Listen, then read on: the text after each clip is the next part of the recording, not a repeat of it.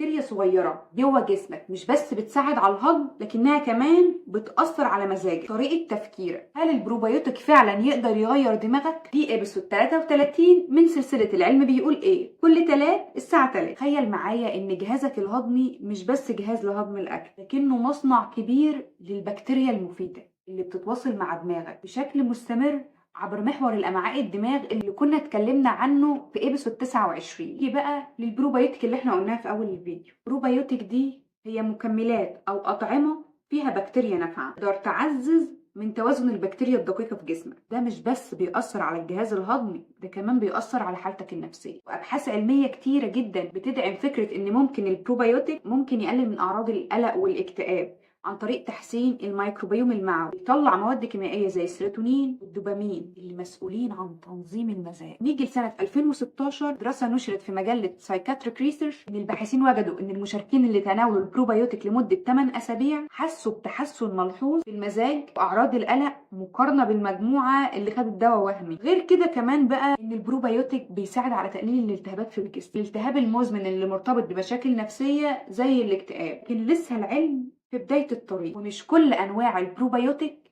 لها نفس التأثير. فالمهم تكون اختياراتنا واعية وباستشارة طبيب أو أخصائي تغذية. فلو عايز تغير في بداية السنة الجديدة مش بس في صحتك البدنية لكن كمان في طريقة تفكيرك ومزاجك، البروبيوتيك ممكن يكون خطوة مهمة قوي في رحلتك. خطوة جديدة، درس جديد، وإحنا دايما مع بعض في رحلة المعرفة.